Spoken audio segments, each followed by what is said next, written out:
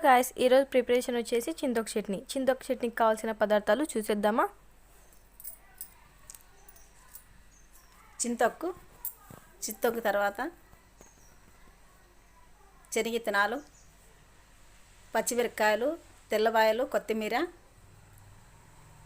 ఉల్లిపాయలు తిరువాతికి వేసుకోండి. అన్నీ పక్కన పెట్టుకోవాలండి. బాల్ని పెట్టి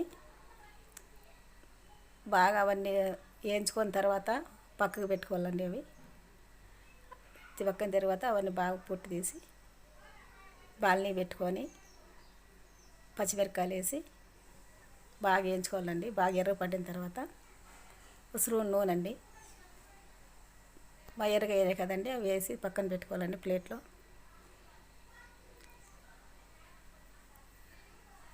బాగా అవన్నీ మనం వేసిన పప్పు బాగా అన్నీ బాగా పొట్టు తీసేసుకోవాలండి.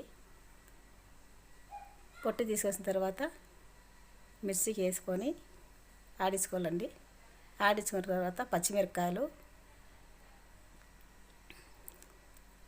ఉప్పు, సూనుప్పు, మనం చింతొక్కు మనం తీసుకొని వేసి 2 వాటర్ వేసుకొని ఆడించుకోవాలండి.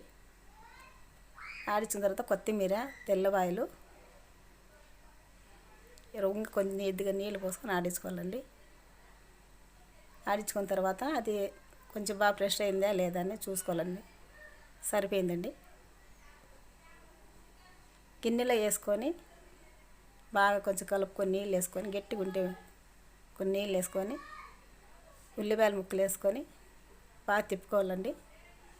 చెంచాతో తిప్పుకున్న తర్వాత హాఫ్ కప్పు నూనె స్టవ్ వెలిగించి బాల్ని పెట్టి నూనె కాగిన తర్వాత అవన్నీ వేసేసుకొని బాగా మనం అన్నీ బాగా ఎర్రపడేంత వరకు తీసుకోవాలండి. తీసుకొని మన చట్నీలో వేసుకొని